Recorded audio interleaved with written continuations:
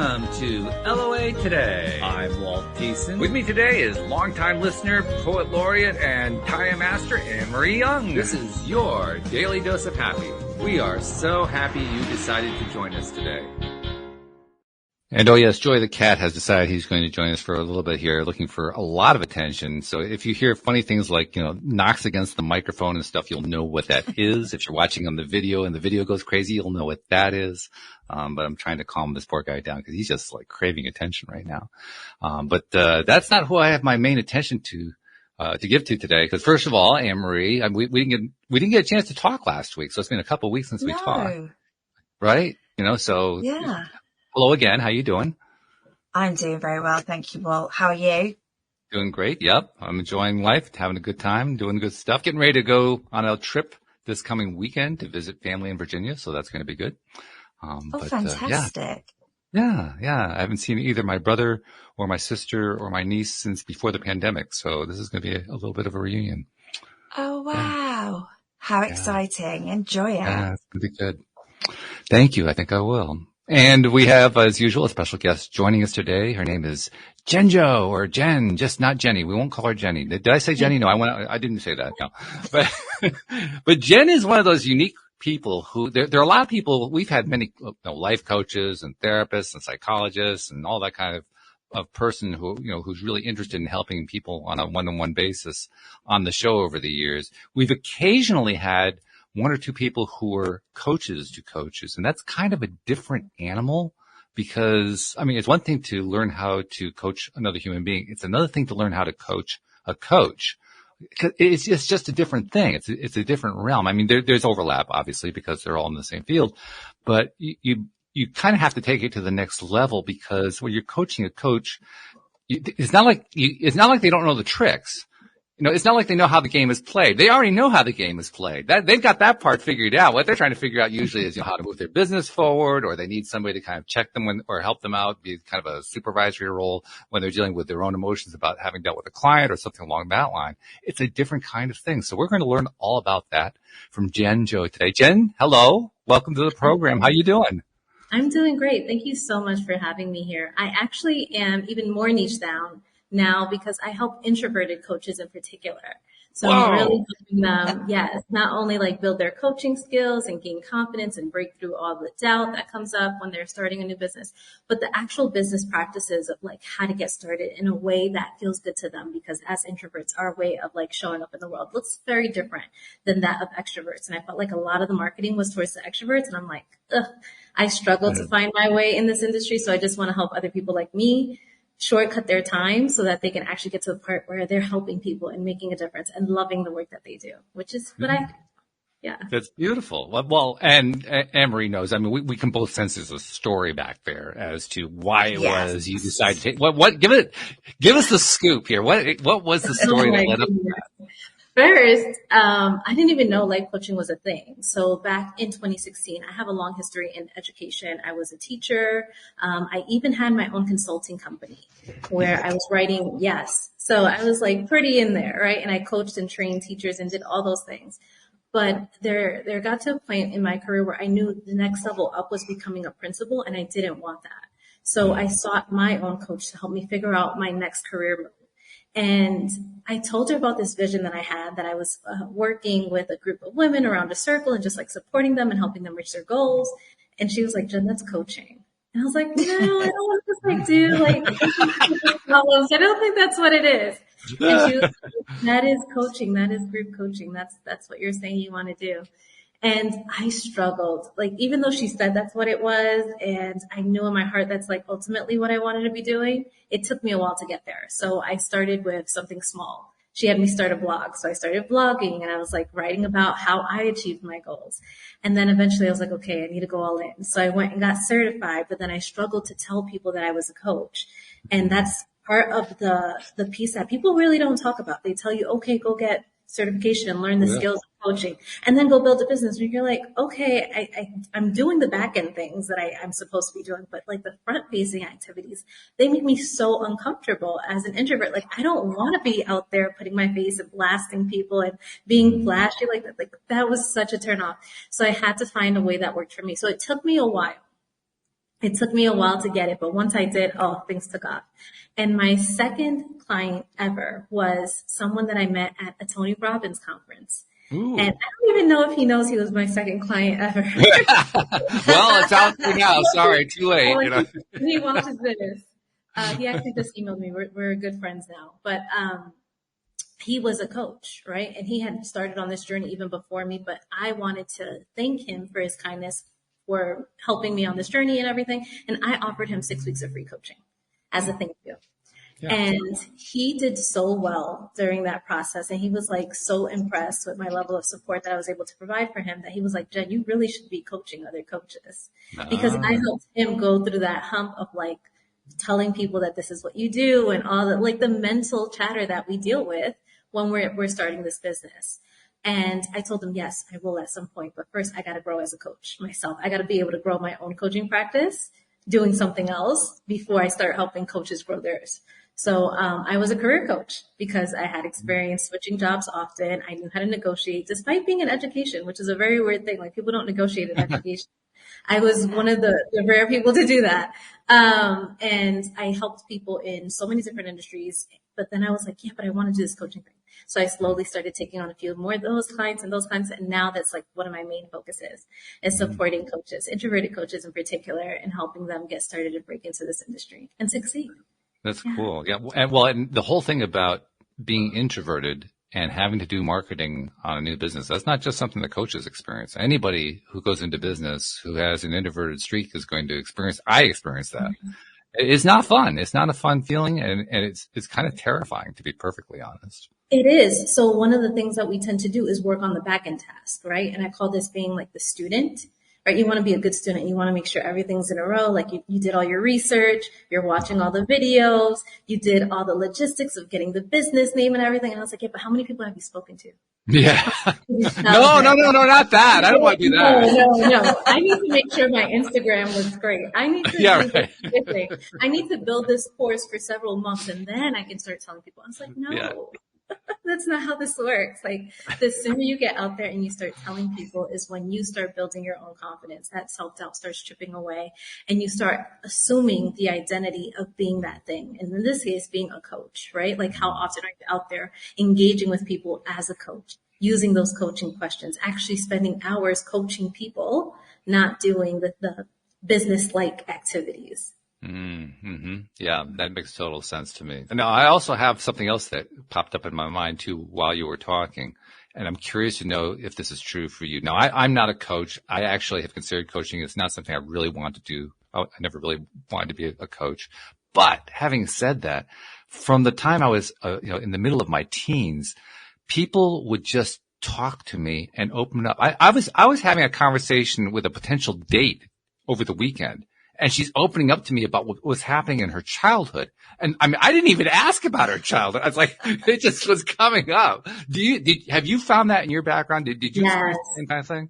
Yes, I was always the person that people confided in. Like, and even on dates, like people tell me so much on a first date. It's very weird, but I guess you have this ability too, that you can make people feel very comfortable around you. You create the sense of safety that allows them to just share, right? And one of the other characteristics that comes very natural to us as, introverts and people that allow people to put those walls down is that we're good listeners. We can hold space and just kind of let them speak without feeling like we have to interject and share our story or just let them be. Right. And that's a big part of coaching is just like really holding space for someone to share what they're experiencing and not inserting yourself. Yeah, that holding space thing, that's a theme that has come up a lot over the years, talking to so many different people who are either in the coaching space or therapy or social work or, something where they're working with people, dealing with, the very real day-to-day problems that people have to deal with.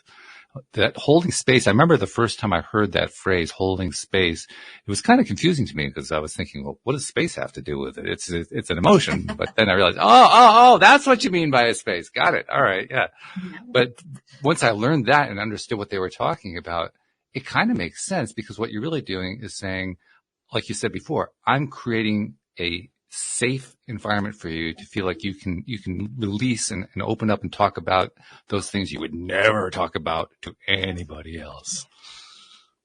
Yeah. And that leads to a really strong relationship between coach and coachee, right? So that they feel like this is a space that they can come and just be authentic and completely honest about what they're struggling with, what they're dealing with, all the feelings. Because I know you think it's like interesting, like coaches, we have these coaching skills and you're like, well, why don't you just use your coaching skills on yourself? But sometimes you're so close to it that it's so hard because you're the one feeling the emotion. So you can't be like so detached from that situation that you can see clearly because you're just too close to it. So it's really nice to have someone else. And I tell my clients, like, you're just holding the mirror for them. You're just reflecting back what you're seeing in them, right? What they're saying and how it's showing up, what you're seeing in their body, so that they can better assess what they want to do in that situation. Well, plus also, I mean, you tell me, but I kind of get the feeling I already know, I can kind of read that this is the direction you go anyway, that if you're a coach, you're kind of crazy if you don't have a coach of your own. That I've even had coaches say to me, I wouldn't trust a coach who didn't have a coach. Yeah, because I always feel like, how are you saying or expecting someone to purchase this from you when you haven't purchased it from someone else? Right. And you don't believe in it enough for you to invest. Yeah. And I think that that's a really big thing as far as like when people talk about pricing their offers. And it's like, you want people to pay you this amount, but you've never invested at that level. Like, what is it that you're saying? Like, you want it, but you're not willing to give it to someone else. Like, I think a lot of the issues that people have around charging also come from that. Cause it's like, well, have you paid that? Right? Have you in that level? Because once you have, you don't feel so crazy and like, oh my God, how dare I say that? It's like, no, I've paid that. I've gotten that value. I believe someone else can pay me that and get this value from me too. Yeah, there's another important word, value. And it's one of those words that is a little bit undefinable just because everybody has a different sense of what is of value to them compared to what somebody else might consider to be of value. So valuing something like coaching is a little bit of a challenge at first. I think that's one of the reasons why people experience what you talked about, that difficulty of reconciling, especially if they're going into the coaching field, what are they going to charge for it? But as you say, if they're going to go into that field after having experienced it themselves, not the sense of value, the attribution of value, the setting of value in one's own mind, in one's own experience, like you say, it does get affected by having gone through it yourself. And interestingly enough, and again, I'm going to be curious about not just your take, but Anne-Marie's, because I know Anne-Marie's been through coaching, and has actually considered becoming a coach herself. But when you're going through it, it's hard to identify, well, is this valuable? How valuable is this thing? Because it's so, esoteric. It's not something that you can just say, well, this is worth $36.45. No, it doesn't work that way. It's just, it's going to be different for every person. It's going to be based on, how much need for help the person has, how much growth they feel like they want to accomplish. I mean, there's a whole range of stuff that's involved in this. So, I mean, that value piece is a challenging piece to deal with. Yeah.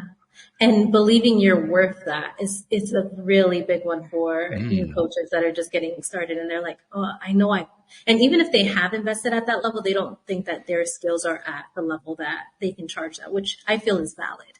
And I feel like over time you get better at your coaching craft. So in the beginning, one of the things I tell people is like, just charge something that feels easy for you. Because right now we're just working on the identity of you being someone that gets paid for your coaching. And that alone can be transformational for the coach, like someone paying you whatever you feel is fair and easy for you to go out there and sell and tell people about. Because I know one of the things that really stalled my growth in the beginning was believing that I had to charge a certain price point for people to take me seriously. Yet I had so much self-doubt because I had never sold coaching. Like, who the hell am I to charge those prices if I've never done this before? Right. And it was finally when I released the need for it to be at, multiple, digits. And so I was like, let's just charge something easy that I believe in, that I feel like I can get behind and I can give this value. Like that feels on par with what I can deliver, is when I started signing clients. Yeah. Yeah, that's good. Anne-Marie, I mean, you've both been in the coaching realm as a client, but you've also put your toe in the water in terms of also being a coach to people. How do you feel about the whole value question? How do you kind of address that in your mind? I just think coaching, if you get a good coach, it's priceless. It's absolutely life-changing. It can just make such a difference to yourself. Just getting other people's perspectives, just a little bit of guidance through life, just things like you normally probably, as Jen said, you wouldn't normally do yourself. It's way out of your comfort zone, but somebody's pushing you to do it. And especially when you've got that monetary investment, then you don't want to waste your money. So you kind of go for that investment, and it does it pushes you. So I think if you get something for free, you don't always appreciate the value in it. So when you actually put some funds behind it, then it gives you that little urge to push yourself a bit harder. And I just think coaching, for me, I love doing it. I love having coaching. I love talking to people and just giving them a little bit of coaching, just your friends or whatever it may be. I just find it quite exhilarating. Yeah. I love that you said that, because when you pay attention. And I believe that's true for me. Like in that time, like those free downloads that you get sometimes are just not as valuable because you don't value them, because you're not showing up as if you have paid something for them. But I know my free 5-day challenge is super valuable, right? If you are willing to commit to doing it and paying attention, like I could easily charge for that. And that's what I always strive for, like to always give more than I'm getting from that person. Yeah, you mentioned your challenge, your 5-day challenge, your come out of the closet as a coach challenge. I love that name, but tell us a little bit about that. So I realized like there was a gap in the steps that people tell you to take to become a coach. So yes, go get your certification and then go set up the site and your social media accounts and set up a proper business and everything. But then you could have all of that and you still haven't gone out there to be comfortable in telling people that this is what you do. Right? You're like, I have the website. I have, I changed maybe, I created a new Instagram account, which says it, which nobody's following. Created it like yesterday, right? You're like, but do your colleagues know that this is what you're doing? Do your friends know? Does your family even know, right? How many people have you told? Real people out in the world, right? Or even on socials, like have you put it out there more than one time that this is what you're doing, that you're open for business? And I know that that's a challenge, and there's many, many steps that need to happen for you to get ready to feel comfortable to do that. And that's what I cover in the 5-day challenge. I had someone just take it and interview me on her podcast and share all about it. She thought it was amazing. I was like, yeah, it is amazing, because I know I shared it all. I'm not holding back. I'm giving you all this value because I want more coaches to feel comfortable taking that step, right? And I know that that's the first step that actually needs to happen, is you actually going out there and telling people that this is what you're doing. Then you're more motivated to get through and complete certification. Then you're more motivated to get out there and like create a really great offer and start offering to people, because you're like, oh, people are paying attention. They actually want to work with me. Let me get really good. Yeah, I like that. I like that a lot. And you're right, especially, go ahead, Anne-Marie. No, I was just going to say how lovely that must be to just watch people's confidence once they've gone through that and they've got their first client and they've gone through their course and they realize their value. How beautiful that must be to see. It is. And that's why I love being able to offer my course, my longer course, right? Not just the freebie, but where I actually help and guarantee that people sign their first 6 clients, because I know that was the game changer for me. It wasn't just getting certified. I thought that was going to be the thing. It wasn't. It coming out and telling people was a big step, but the real transformation happened after I signed about 6 or 7 clients at that point, where I was like, this is actually something that could be a real profitable business. I've made enough right now to confirm that people want this and that I actually can get people results, right? Because now I had actual people that had results that I could really lean on and say, okay, I'm not a fraud. I am able to give this value. I am able to create transformation in these people's lives. And the value that I gave them, even though it was for this time period, I know it does continue. Like Anne-Marie said, it's invaluable. I know this one change, helping them land that job and helping them negotiate that, is going to have an impact on the rest of their life, right? Or helping them get into the right industry, career, or helping them start this coaching practice is going to change their life.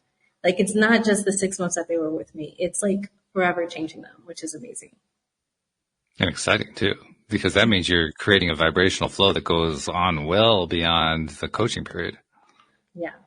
Yeah. And then this is why I have such great relationships with my clients, right? Like I told you, my second paying client, he emailed me today pictures of his baby, right? And I'm just this is so exciting, right? I get to still be a part of their lives because they do value that transformation that I gave them, right? And what they were able to create as a result. And changes their life. Yeah. Very important too, what you were talking about earlier. You said it well, but it goes by so fast, it's easy to discount it. And I want to bring it back into the focus here for a moment. You talked about the importance of, have you told your friends? Have you told your family? For an introvert especially, that's a really big deal. Yeah. That's really big. That's where the rubber meets the road, because now you're exposing yourself. You're making yourself vulnerable in a way that introverts do not like to feel vulnerable and exposed. And you're making it real, right? It makes it very real once we tell those people, because those people are going to check in like, oh, how's that little business going? Right. And it's also really hard because these are also people that might doubt us, and we want their support. And they're the first people to look at us sideways and be like, are you really doing that? Are you still your little business? Right. And they try to downplay what we're doing. And we're so worried that their level of self-doubt is going to impact us in a negative way and make us want to stop doing it. But this is when you know whether you're really in it. Am I willing to tell them? Am I willing to keep on doing this? Am I willing to push past all their negative naysaying to see this through because I want it? Right. And then that's the point that I had to get to, where it's like, even if I don't make money my first year or my second year, which was the case, I really struggled. Until I was like, oh, now I figured it out. I'm going to stick with it because I love this. And this is something I want. And I have a vision for what this can be. And that vision is what carried me to where I am today, where I am a full-time coach, where I transform the lives of my clients, where I get to live wherever I want. I live in Mexico right now. But because I was willing to do this, I was willing to put up with the feelings and work through them and show up and keep on going despite what everyone else was saying. My family, oh my gosh, just until the other day, I've been full-time in my business for years now. And they're still like, what, are you going to get a job in education? You don't want to? I was just wondering about that. Yeah. No, I have a business. I'm a coach. I've been doing this for years now. What are you talking about? But you're not going to quit your day job, right? Right. Listen, if you want someone else's life, ask them what they're doing. Right? I don't want that life that they have. I want this vision of a life that was very different than what they had. So I was willing to do something differently. And it worked out. It's actually a theme that plays up with a number of famous people who, usually they're entertainers, sometimes they're political or news or, something along that line. But they're people who their own families doubted them, their friends doubted them, and they had to kind of break through all that. But in the process of breaking through all that, in the process of basically taking a look inside and challenging their own beliefs about what other people thought about them, that's where they really did their first big growth spurts. Because, that's the way growth usually works, right? Growth happens when we're in pain. It doesn't usually happen when we're feeling great. It would be great if it did, but it's so easy to give up, right? When you're hearing all that negativity and when you see that you haven't produced the kind of results that you thought you would. I think we all have this really warped idea of how fast things happen sometimes. And it's right? We're like, oh my God, overnight success. Yet they were working on this for 10 years in the background before we learned about it. So you got to really lean into the people that are supporting you, that the few things I call this, and I teach my clients to do this. I call it keeping a hype file, where you basically take the positive things people have said, whether verbally, and then you type it on a message and send it to yourself. Or I keep it in a folder in my email. So when my clients send me, hey, sign my first client, or landed the job, or this, I put it in a special email. So whenever I need it, I go to my hype file and I remember all the things, all the good wins and good things people said about me to really hype myself up. I love that. The former co-host Jackie Gates did exactly the same thing. I think she even called it the same thing. But I've heard her stories. I'm sure it's probably true for you too.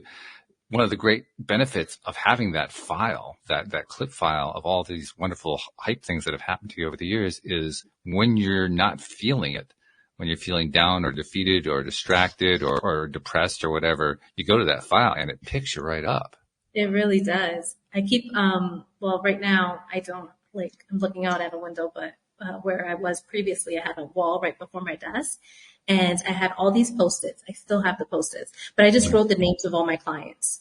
I could literally pull it out there, all grayed out now because it's been hitting with the sun and it's kind of faded. But the names of my clients, and when I look at those names, I think of, oh my gosh, I was able to help this person achieve this. I was able to help that person achieve this. And it just fuels me to want to go help more people and to grow the list of names, right? The list of names on those Post-its, because I'm like, that's a person's life who's transformed now. Like, of course I want to go do more of this. Even when I feel crappy, I'm like, but there's another person just like them out there that is waiting for me to go help them. So. Yeah. Yeah. And that's not just something that a coach can do. Anybody can do. Jackie her background actually is in theater. She actually was in the theater field for a number of years. She actually performed in Australia in some top line theater productions. And she has the clippings from that experience, and she used that whenever she was trying to get her next theater gig, her next acting role, to keep herself going. So that's not coaching, but it's an example of how you can take it to whatever field you're in and apply it in whatever field you're in to use it as motivation to stay focused, to stay true to that thing which supposedly is your passion, because that's why you're in it. Exactly. Yeah. Because if you're not following, well, that's actually another question too. That's something we've talked about a lot. A lot of people pursue fields of work that's not their passion. Yeah. And it comes back to haunt you in the long run, but it also means that when it does come back and you have to kind of wrestle with, okay, so what is my passion? That's when we have the most difficulty, the most challenge. Yeah. Okay. She's raising her hand. No, like I told you, I had a long history in education, right? So I wanted to work from home, and I knew I wanted this coaching business, but it wasn't panning out fast enough. So one of the things I did was start a consulting business. So I wrote curriculum for a school district, and it's a skill I had. I knew I could do it. It was easy. I could do it from home, but it was pure torture every day to sit there and write this curriculum. My heart wasn't in it when I knew I had already started the coaching journey, but I was like, I just need this thing to make money so I can go to that. So it was so hard. And eventually I had to just shut down the consulting business, go back to having like my regular job for a little bit while I focused my energy and efforts on growing just the one business that I wanted, which was the coaching business. And then that's when things really took off. Yeah. That's cool. That's really good. I'm thinking of my own experience where for years I was in the IT field, and then I went entrepreneurial, and I became a web designer and a web host and so forth. And that evolved into a number of different businesses over the years. But I wasn't doing what I really loved. I was great at IT. I put a computer in front of me in 1980. I could make total sense out of it, where everybody else was saying, "Oh my God, what's that thing?" I mean, it was just easy for me, but I didn't love it. To this day, you want to really piss me off? You want to really irritate me? Ask me to help you solve a computer problem. I mean, you'll just drive me nuts because, oh, not again, please. I just can't. I don't have any more patience for this. That's the way it feels. You know, that's the way it feels when you're not pursuing your passion. But at the same time, after having done that for so long, when I finally had to face the question of, well, what is my passion?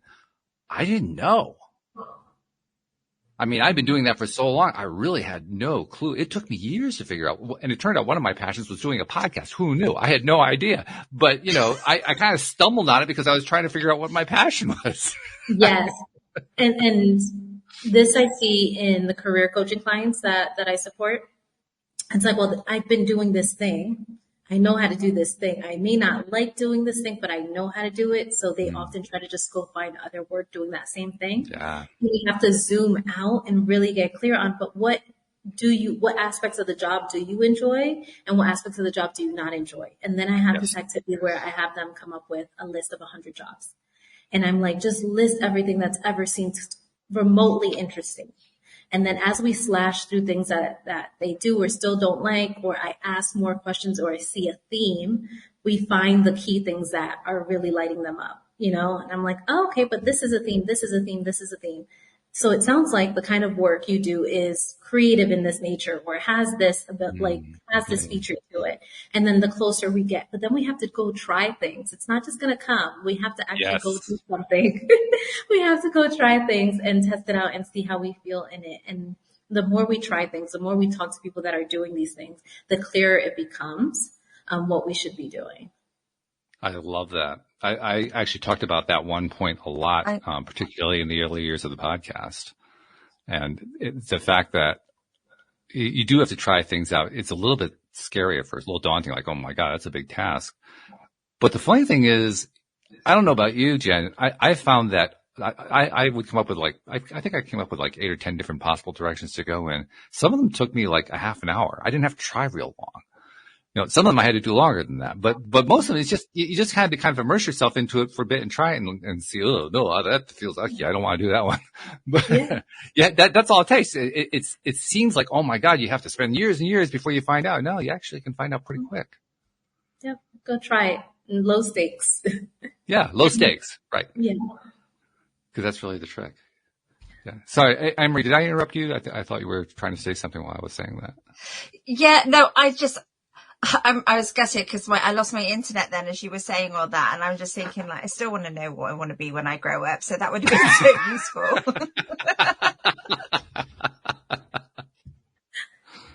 Well, okay, let's turn that into, I mean, I know you're saying that in fun, but let's turn that into a thing, okay? So Jen, let's say Anne-Marie hired you and she's trying to figure out what she wants to do. Walk us through it. Let's see how it works. Okay, so Anne-Marie, what is it that you're currently doing? What kind of work I'm in IT. IT, okay. Is there any aspect of that job that you enjoy? I do, well, yeah, I do actually. I'm in this, I do contract stuff, so it's like relationship management, so I enjoy the whole relationship thing. I enjoy the finance side of things. I enjoy talking to people and just building relationships. Anything you don't enjoy? Some of those relationships. But just that. Yeah, so relationships is a pro and a con. Totally. No. Okay. So no, I think when you can actually break through and build a relationship with somebody who's very awkward, then that's very rewarding. I don't think there's anything I particularly don't like. I don't like deadlines particularly, but that's a major part of my job.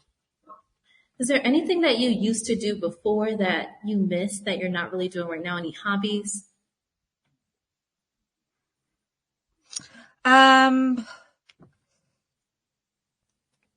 Yeah, it would. I used to do lots of counselling kind of stuff. I used to do a lot of voluntary work around counselling, suicide, phone lines and things like that. So I've enjoyed that. Yeah. So it makes sense you liked coaching because relationship building, that counseling aspect, that supportive aspect. Okay, I get that. Mm-hmm. Now, what we would do is I typically have a Google Doc in front of me while I'm on the call. And I would ask Anne-Marie to list 100 jobs, to tell me 100 different jobs. Did you guys catch that? Sorry, I cut out again then. I got checked out halfway through that. So you want me to list 100 jobs? 100 jobs. That I would like to do. Okay. No, I don't want you to. No. Mm-mm. Don't put that parameter on it. Here's the thing. The second that you put the parameter of that I would like to do, our brain is going to shut down and be very I have these 5 things and that's it. I don't even want you to put that on there. Okay. I just want 100 jobs that are out there in the world, maybe that have come across that seem interesting, some that aren't even, but I just want you to give me 100, right? And we would spend the time I would list all of them and as many as you could. And then we would comb through which ones are a definite no versus which ones we'd want to explore a little bit more. Okay, so it would, let's go, just name jobs: teaching, counselling, coaching, computing, finance, payroll, talking, listening. That's not really jobs, but those kind of skills. Banking. Communications. This is a lot of jobs. This is a lot of thinking. Yes, it is a lot of thinking. I'm going to stop you because I'm not typing them down. So there's no way for me to remember everything you said. But essentially, yes, we'd look at them and based on the ones that you tell me you might be interested in learning more about, not that you're interested in doing, and just learning more about, we'd look for the features, right? The commonalities, the patterns that are present in these jobs. because they would really Yeah. speak to the core of what you want. And they would just lead us down the trail. And as we narrow down, we get to maybe like 5 of them. And then at that point, I'd say, how can you learn more about them? And this might be doing some Google research, tapping into your network, talking to people that do this kind of work, and determining whether or not this is something you'd like to seek more information on, right? If this is something you'd like to try. Because one thing that I tell people all the time is like, you don't want to just jump into this new industry or field blindly. You want to test drive it, right? And the test driving comes from talking to the people, talking to people, doing enough research, finding out what they like and what they don't like, looking for what's in common in those, and seeing if that's something that would still suit you. And then testing it out a little bit, freelancing or something, helping someone on a project with something low stakes before you ever then go start pursuing a career in that field. Mm. That's a good approach. I like that a lot. You mentioned something else that I think is really, really important. It sounds so obvious, but it's just not something you would do. Yeah, it's true. It's true. You mentioned the network, though, the personal network. This is actually tying into a theme that I have been kind of banging the drum on for the last couple of years off and on, which is that if you want to succeed in whatever it is you want to succeed in, whether it's a business or career or health or building a better relationship or improving your finances or whatever it might be, you need to have a good circle of friends, a good set of connections that you can interact with, not necessarily in that field, but just to have, good people that you can count on, people who have a certain like-mindedness to you, people who have shared values and so forth, people you trust, people you feel you could reach out to in a crisis. And that's not always something that people have. That's one of the reasons I keep hammering on. It's one thing that introverts often don't have very much of. If they have, close friends, it's like, 1, 2, perhaps, who are really, really close. I mean, that's not really a circle of friends, so to speak. It's important because usually they're very in-depth friendships, but the breadth of friendship is missing there. The breadth of connections is missing there. I'm kind of curious to know what your take is on how important it is to build out that network, irrespective of what field you're trying to go into or what you're trying to improve in your life. I think, yes, it's important to build it. And I teach people strategies of how to connect with people online and doing those things. But I think we also underestimate how many people we already know right now, and we don't know who they know. Right? We think, oh, well, this person, they're not really in that industry. You don't know who they know, right? You don't know who they hang out with on the weekends. Like, you don't know their friend circle. You don't know who their boss is. You don't know what connections they have. Like, don't discount that. And especially when it's like during the job search type of activities, like we were talking about, tell people you're looking. You don't know who they know and what they know about. And if they know that you're open and looking, they will be able to present things to you, especially if you tell them what you're looking for, right? Then they can think, oh, I play tennis with this person and she works for this company. Like, oh, I can totally see if, she'd be willing to talk to you or connect with you or something like that. Like, you don't know. So just be open and to connecting with the people that are already around you. And then, I even did this when I was like traveling abroad. I was going to Colombia and I was like, I don't know anybody in Colombia. Let me tell people on social media that I'm going to Colombia and I would love to know someone there. I just put it on my social media. People were like, oh, I know somebody. They were just there, or they're in this area and they're in this area. Let me connect you. Right? People I haven't spoken to in years. People want to be helpful, right? They're just wanting to be helpful. So you don't know who other people know as long as you're open to putting it out there. It could be a bit of a shock too, a bit of a surprise when you do find that there's a connection out there that you weren't aware of, a connection through a connection. Because when it actually comes out, I mean, before you do it, it's easy to talk yourself out of it. And then if you go and do it, you put it out there like you did, you put it in your social media and got some responses. It can be kind of surprising what your responders know, who they know. What they've done in their background. Like, I never knew you went to Colombia. When did you do it? Why did you tell me about the trip to Colombia, for goodness sake? Yeah. So, I was connected to somebody on Facebook and me and her had hung out for a while. She connected me to someone whose videos I used to watch. I was like, you know her personally? I watched her videos. She's hilarious. She's like, yeah, she's in Colombia. I was like, go figure, right? So now I had this connection. Well, nothing really came of it. It felt good to know that people were looking out for me in that way. People were just so ready to support. And that made me feel really seen. And that was like a good feeling. I was like, oh, my network is way bigger than I thought it was. Yeah. You just said something else really, really important. Something may not have come out of it. That happens more often than not. It can be, especially if you're an introvert, that could be another block that says, well, nothing came out of that contact. Why am I even bothering to do this? I'm just going to shut down again. Yeah.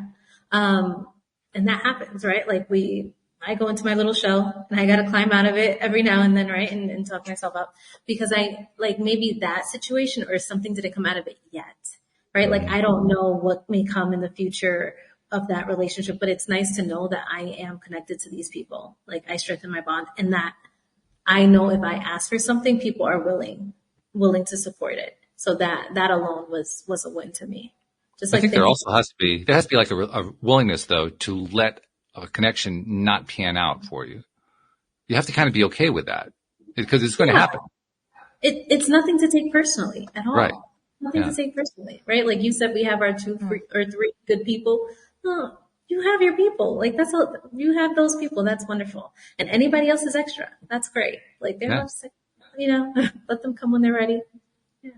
And the fun part is, you establish a new connection. It doesn't really turn anything. You establish another new connection. It doesn't turn anything. A third one doesn't really turn it. Then you establish a fourth one and it turns into something. Whoa. Yes. Yeah. I've had that, right? Like I met someone, I was living in Houston at the time, connected with a girl that was living in my complex. And we hung out a few times, but she wasn't really my type of person.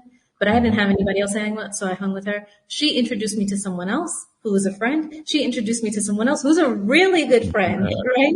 Like, I'm like, oh, I was able to meet these other people because I was open to talking to this one person, right? I was open to connecting and talking to this one person. And then I found people that I could really connect with on a deep level that I'm really good friends with years later. And you get enough of those experiences. They seem like one-off experiences when they happen. But if you get enough of those, after a while, you start to trust that, wow, I really can find people through connections. I may have to go through a few connections in order to get there, but I really can find what I'm looking for. And it's going to show up at the time that I least expect it. Yes. Hopefully that works in my dating life too. Like, I hear you. Yeah. On that one. Yes. No, I'm totally on board. I was divorced in the past year, so I'm back into the dating pool again. And yeah, I know exactly what you mean. It's part of the challenge of getting back out there again. Mm-hmm. But again, letting your network know, same thing. That you're open. Mm-hmm. And also developing new network. I mean, one of the most important things I had to do, and Anne-Marie knows because she was actually part of my support staff. One of the things I had to do was start getting out there again. Even though I didn't know, my best circle of friends is actually virtual, partly because of the podcast. So many people I've met over the years. I didn't have all that many in-person friends nearby where I lived. And I knew I had to start getting out there again. Well, I'm not the introvert that I was, but there's that part of me that's still there. It's still a little bit frightening. It's still a bit, edgy to have to go out there and start doing something that I hadn't been doing before and making new friends. For me, it was in the world of dance. I like social dancing, ballroom. Me too. Do you? Okay. Yeah. I'm sorry. Yeah. So. Okay. I got to ask you. So what's your favorite dance style? I mean, this is a side note, but I got to ask you what your favorite dance style. Well, I'm Dominican, so I grew up dancing bachata. I love bachata. I'm about ready to learn that one, by the way, but okay, go ahead. The sensual bachata, that's a new thing. I don't know about all that, but the traditional one, and salsa now. In the past year or so. But you have to be intentional about putting yourself in those spaces. So, and it doesn't happen as naturally as it used to when we were younger. Like, oh, we just went to school together or we were working together. It's like, if you're working from home, you're not really interacting with people like that in the world. So for me, I knew that was going to have to be part of my plan to be successful here when I moved to Mexico. That I would have to actively put myself out there and put myself in situations. So I did join a dance class, and I was going there twice a week. Now, literally this week, I just joined a gym by my house. So I'm going to try to go there 3 times a week or more because I need community, right? Like, yes, I like being alone with my dog and we have a nice little quiet life and it's wonderful. But I still need some interaction sometimes. And I've been very fortunate that I've made friends here pretty quickly. I have one good friend out here and a few other acquaintances and casual friends, which is, I'm like, that's impressive. It took me so much longer back when I was in Houston than it has out here in Mexico. It's Sure. very funny. But yeah, like it's actively thinking about what activities do I enjoy? How can I put myself in situation to enjoy that with other people so that I can connect with other people and grow my network naturally, not in a way of like, I have to now go network and have this small talk and I have to do this elevator pitch. Like, no, you can just go do things you enjoy and naturally connect with people and just let them know what you do when it comes up. Right. And you have to keep doing it too. I mean, because like you, same thing. I classes twice a week, literally. I mean, it's the same schedule practically. When I first started going to the classes that I go to, I didn't know anybody. It feels stilted, especially if you're, naturally introverted. It feels, uncomfortable and so forth. And it's very easy to talk yourself out of not going anymore. I had to keep going. Now, let's see, that was December. We're in September. So what's that? 9 months later. Now, many of those people who were in the class then, I'm still in class with them doing other, classes. And we're like great friends and we're chatting about all the stuff, what's going on with the family. Oh, you went on a trip to Portugal, all that kind of stuff. And it was not happening when I first met them because we hadn't developed the relationship yet. But that can be scary because you haven't developed the relationship yet. You have to actually keep showing up, not just once, over and over. Yes. And here's the other thing. You actually have to initiate sometimes. You have to invite them out. Yeah. You can't No, you can't do that. No. You have to actually invite them out and stuff. So yeah, that has to be a part of it. Yeah. It's just one more piece of, what was the phrase you used? Putting yourself out there. That's really what it is. Yeah. No matter how you put yourself out there, it doesn't matter what the activity is. When you're putting yourself out there too, you're really doing your growing. Like I mentioned before, we do our most growth when we're uncomfortable. And but for an introvert, there is where it's really uncomfortable. Having to go out into a public space among people you don't know and then do it again and then again. That's discomfort. That's for some people, that's the equivalent of going to the dentist office. It's just not really good. Yeah. But out of that experience, that's where we do our best growing. And the growth happens not just in terms of the friends that you make, but the stuff there's all kinds of ancillary stuff that comes out of it. It's hard to pin down in advance what it's going to be. I mean, I can think back to my own experiences about what some of the things are, but just stuff happens when you take yourself out of that comfort zone and just keep putting yourself outside the comfort zone over and over again. Yeah. It's weird. It's strange how that happens. I love the fact that there's themes in all these conversations. So it's putting yourself out there. It's having that consistency. It's just all those things that just every area of your life make a difference. They make a difference and they keep us going. So, all right. So let's go back to your practice of helping coaches, because that's kind of what the context is that we're talking about here.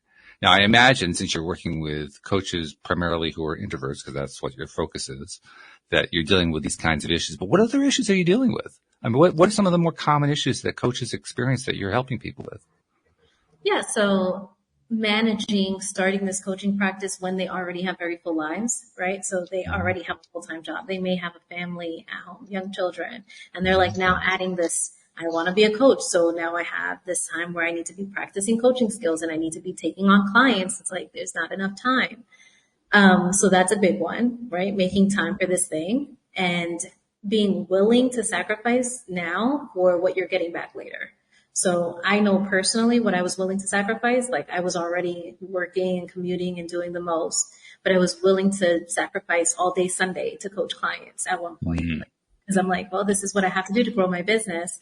And now I'm like, yeah, I'm so glad. I'm so thankful for Past Jen for doing that because she was able to leave that world of education behind and live in Mexico. Like the trade-off was worth it, right? It was a little discomfort for a while, but it panned out. The telling of the family and friends, right? Like letting people know that this is what they're doing.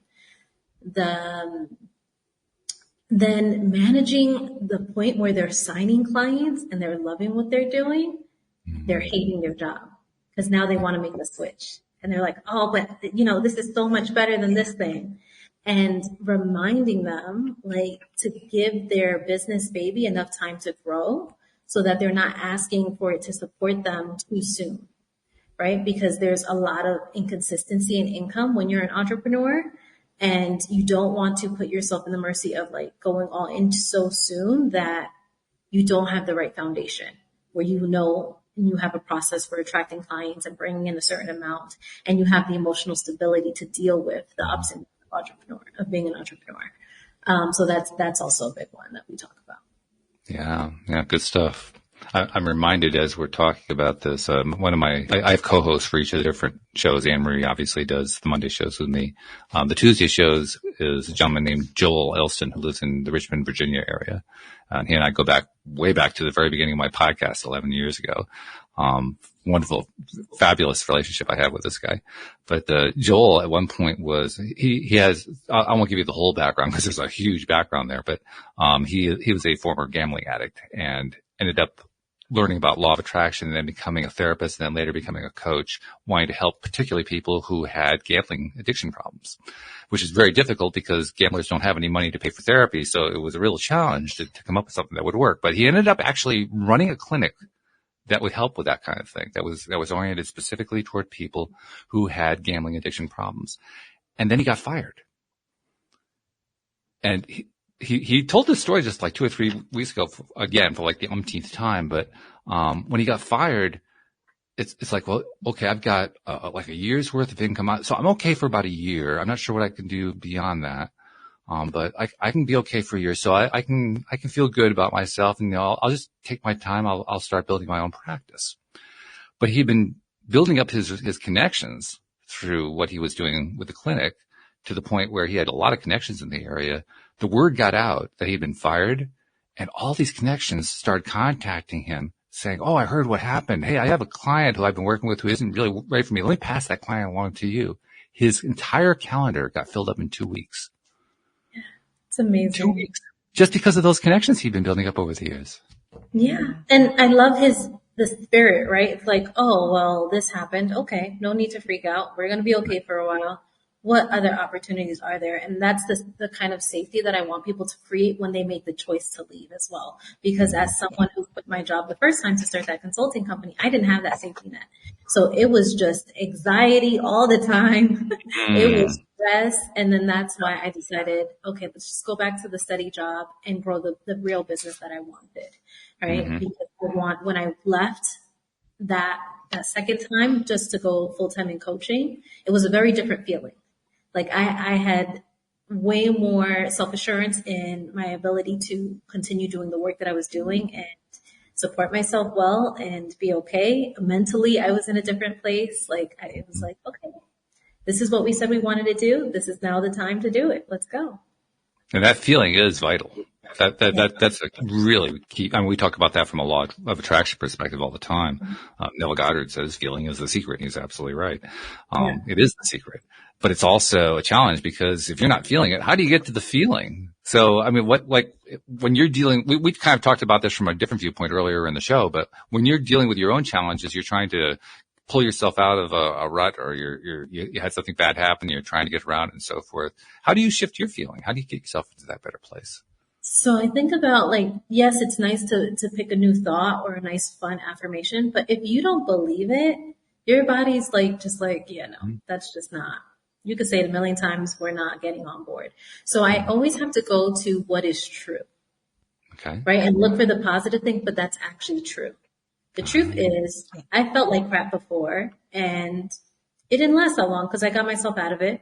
Okay. This might not last that long. The truth is the work that I do was valuable to X person, to I'll say a client name or something. Yeah. Okay. I was able to help this person achieve this result. Yep. That's true. Okay. Right. And just looking for the things the pieces of evidence that are true that I can get behind that I feel like I can also replicate again. Right. It's yeah, it's part of my self-coaching process. Yeah. Well, you're keeping it real. And you're keeping it real because you know that's what you need in order to believe it. Yes. I can't get from down here all the way up here. I need to see my way up. Right. So it's a variation on the step-by-step incremental approach. But instead of incrementing up, differently rated emotions, you're incrementing up your own scale of steps that you've taken in the past that have produced positive results. Yeah. That's actually more powerful, I think. Building my belief. Yeah. I'm just like building my belief, like, okay. Yeah. Wow. Good stuff. Good stuff. This has been a really, really good conversation. We've been learning a lot of good stuff here. Couple things we need to bring up before we go. First thing, I'm going to assume there may be somebody listening in who says, that's the woman I've been waiting to talk to. Somebody wants to reach out to you. How do they find you? Just email me is the most direct way, jenjocoaching@gmail.com, or just check out jenjo.com. You think you could make that any simpler? Listen, I go by Jen now because the way I spell Jennifer is so different. That I was like, you know what? Just Jen. It's just Jen. It's fine. Jen. I love it. Yeah. That's fabulous. That's really good. Something else that I've made it a practice to do here on the show too. Listeners know this. Anne-Marie knows this. But I noticed about a year and a half ago that, you, like so many people like myself, Anne-Marie, others who, maybe we've gotten a business going, or we're doing coaching, or we're doing something where we're interacting with the public, trying to share something that we picked up a value along the way and we want other people to have. We end up creating, the social media posts and the blog posts, and we do the podcasts and all this stuff, putting out all this content, helping people, and we're not asking for money when we're doing that. We're giving because we want to give, which is great. I mean, we do it for marketing purposes, but we also do it to kind of get ourselves out there. But there are also a lot of people that we really help that we never meet and we never see, and we never get credit for it. So I'd like to take a moment and give credit by saying, on behalf of those people you've never met and you've never seen, thank you for all that content you've been putting out there, because you're making a difference in this world. Thank you. That is so sweet. Yes. That is so true. We do a lot of work in the background, right? And we're like, we don't hear. It's like crickets sometimes when you put stuff out there, but you want to hold on to believe that it is helping someone. And those messages, when they do come through, are super valuable, but there are ways more. Yeah. Yeah. It's hard to remember that, but there really are people, and every once in a while, I imagine you get this. I know I get this through the podcast. People, I had one person contact me recently who said he'd been listening since episode 9. Now I've done over 2,000 episodes. He's been listening since episode 9. I'm thinking, why don't I even know who you are? Wow. and not only has he been listening, but apparently he's been liking, he's been getting stuff out of it because he keeps listening. He contacted me. I never knew. Yeah, and yet there it was. He was getting the value. So yeah, it's so easy to overlook the fact that we're helping people without realizing that we're helping people. Yeah, it's really good. Anne-Marie, your internet connection was kind of giving you a hard time, so I know you were quiet for most of this, but I need you to kind of tie it all together like I so often ask you to do. I mean, when you think about what we talked about and what jumps out in your mind, what's the one thing that says, yeah, this is the thing that I really took away from the conversation today? I think what I took away from this is just the amazing power of personal development. So investing in yourself, to be coached if you want to be a coach, getting a coach and that investment, but just the power of continuing to follow your dreams and be a better person. Dang, she's good at this. You see, Jen, there are reasons why I pick my co-hosts. There's one of them right there. So thank you so much for joining us. Thank you for sharing all this cool stuff you've learned. I love that you're focusing on introverts, by the way. Thank you for that. Yeah, that's awesome. You can thank my coach. She was like, Jen, this is all like introverts. And I was like, yeah, that's what I am. That's my process. Yeah. She was like, why don't you just say that? I was like, oh yeah, good idea. I will. I'll say that. That is the mark of a good coach right there. She knew exactly where it was that you were at because she'd been listening. Like you said, she was a good listener. Yes, and she probably also, a question or two, knew how to draw the information out of you, which is also very valuable. Yeah. She is. So, well, keep doing the great work that you're doing. Thank you so much for that. Thank you for being with us today and sharing all this stuff. We really loved having you here, and we wish you all the best going forward. Thank you all so much. And thank you to our podcast listeners everywhere. We'll see you all next time here on LOA Today. Goodbye, everybody.